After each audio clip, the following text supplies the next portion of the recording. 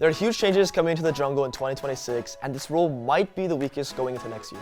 Today we're going to break down all the updates on the Summoner's Rift and how it impacts the jungle role. I'm Faerie, a former pro jungler and a current coach on junglekingdom.gg.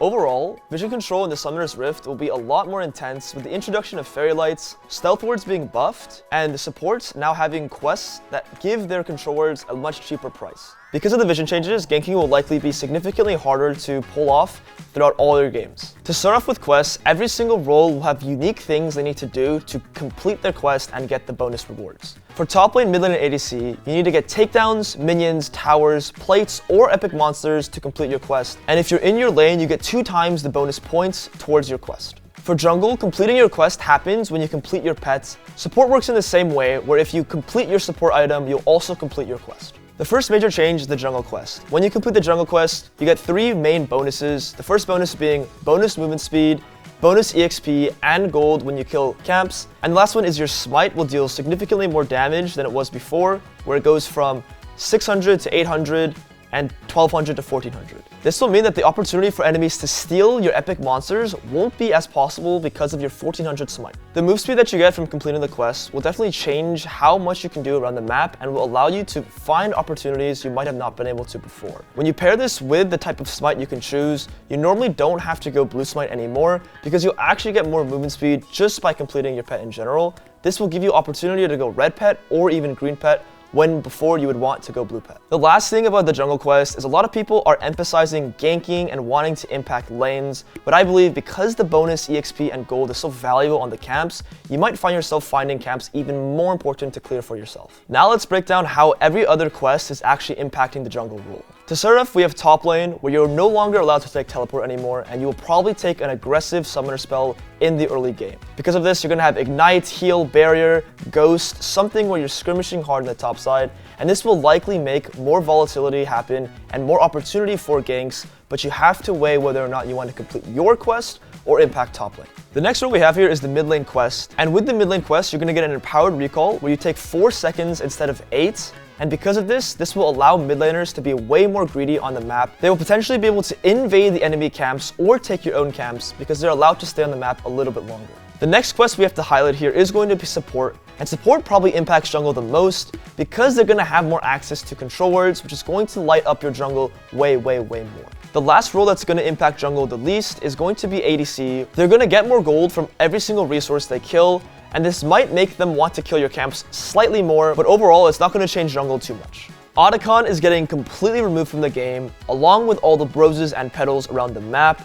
This is going to mean Baron is now spawning at 20 minutes, which drastically changes the time in which you'll probably see games being ended. Because you have access to Baron at around 20 minutes, this will likely mean that you can end games 2 to 3 minutes earlier because you have more opportunity to siege around the map and actually end the game. To add to the matter, now that Otacon is gone from the game, you're going to feel like the game is a lot less snowbally and fast-paced.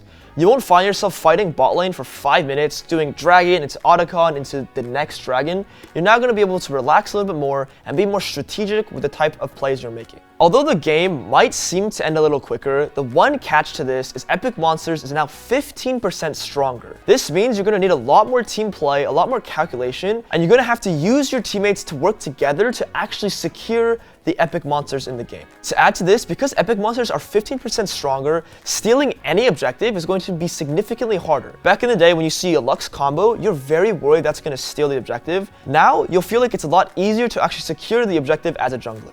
Additionally, we're making all epic monsters more durable, especially late game dragons as you get closer to Dragon Soul. That should make it so that it's easier for teams on the back foot to contest dragons and other epic monsters or trade something meaningful on the other side of the map. The 15% extra durability is also going to mean that you're going to struggle to solo objectives overall. So if your champion already sucked at doing objectives, it's going to feel way worse. If you guys didn't know, the more dragons you have, the harder it actually is to take the dragon itself. You'll deal less damage and take more damage from the dragon, and they're actually buffing that with the new season. This will mean that you're actually going to see way less souls, and it's going to be extra hard to actually kill the dragons overall and actually solo the dragons themselves. Another huge change going into the new season is that you're going to get increased comeback experience from stealing dragons or barons. This is going to mean that actually dying for the objective and stealing it is going to provide a lot more value than it did before. A lot of the time, if you actually stole the objective, it wouldn't actually change the game too drastically, but that's going to change with this new upcoming change. With all these changes coming to epic and neutral monsters, you are absolutely going to need way more teamwork and way more planning going into every single play you make. You will get punished way harder if you are not calculated with the plays you are making, so make sure you are on top of the decisions you are making. The new season is going to have earlier camp and minion timers, which is going to change how you do things at the first few minutes of the game. Because minions and camps spawn a little earlier in the game, you're going to see a lot less level 1 interaction and invades in the game, and you're going to need to make sure you're at your desk the moment the game starts. You will not have any room for restroom breaks, water breaks, or doing anything of the sort. You need to make sure you're ready and you're locked in, otherwise you're going to be set behind in the game. To add to the matter, because grub still spawns at 8 minutes and you're starting camps a lot earlier, you will 100% be level 6 or 7 as long as you're farming some camps. Sometimes you might find yourself barely getting to level 6 when grub spawns because there's just so much interaction going on in the game, but now with camp spawning earlier, you almost always be level 6 and prepared for the grub spawn. Another massive change coming into the new season is minions are going to be spawning faster as the game progresses. There's going to be a change at 15 minutes and at 30 minutes. And because of these changes, you're going to have a lot more interaction with your laners. Laners will be so focused on waves that the opportunity for them to take your camps actually significantly decreases. You might actually see yourself being able to farm more of your camps than before, especially if a teammate is frustrated. They're going to have more waves to farm, which is great for us. With waves spawning faster, it's going to impact how much opportunity you have to siege turrets.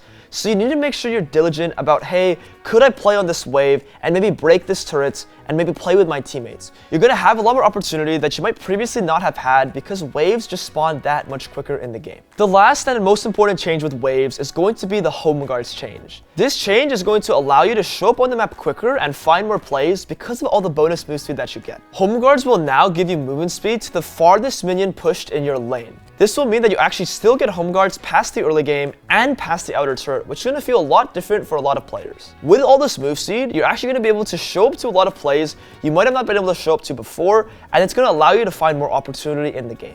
The new vision changes is where jungle gets hurt the most, and it's why I believe this is going to be one of the weaker roles going into 2026. There's going to be a new introduction in the game called Faelites, and it's going to make everything jungle related so much harder to pull off. The way Faelites works is it's going to provide an extra amount of vision as long as you place it in a specific terrain, and you'll see the amount of vision you get.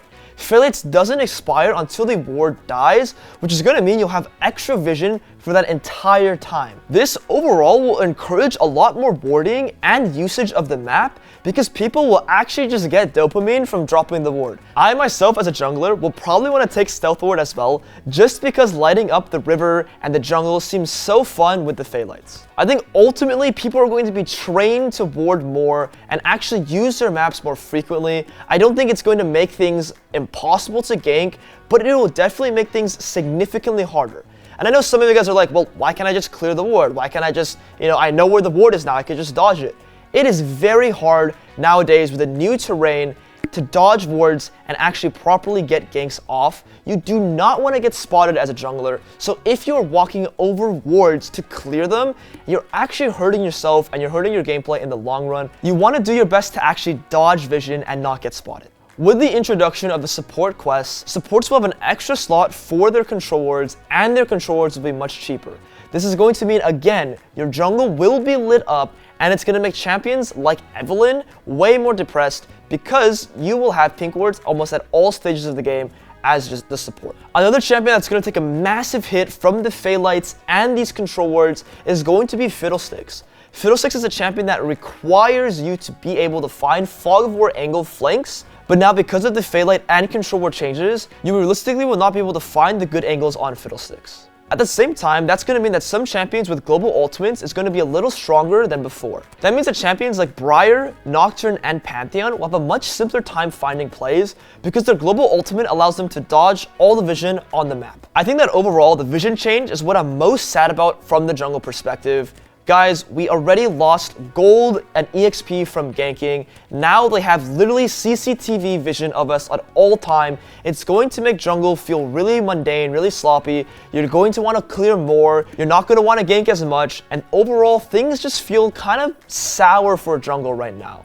I'm hoping we're gonna get some love down the road, but right now, I'm really not looking forward to playing jungle in the new season. With jungle monsters spawning 35 seconds earlier, champions like Zyra and Shaco are gonna feel way weaker because you're not gonna be able to set up your boxes or plants to get that first camp really easily. Alright guys, to close off my overall thoughts of the new season, jungling will be a lot weaker than it was before. The Fae lights and the vision changes are going to hurt jungle pretty bad. It's going to be pretty miserable. I will say there's also a small nerf in how fast you are clearing camps, which is going to make junglers that aren't truly junglers a lot weaker. You won't be able to play random stuff and actually be able to farm at a decent clear time. And to add to the matter, solo carrying games as a jungler is just going to feel way more difficult because soloing objectives is just not going to feel as good as it did before. I think that all the other roles and features that were changed in this new season are all going to negatively impact jungle. Ultimately, jungle didn't really get much love. In fact, the quest was literally the same thing as the jungle pet. So realistically, not much change with the jungle quest. Guys, if you are planning to stick with jungle for the new season, make sure to take a look at my jungle platform, junglekingdom.gg, where we have daily coachings, quizzes, guides, and courses. Alright, I hope some of the information I gave you guys was helpful, and I wish you all the best on your ranked journey. Thank you, Alienware.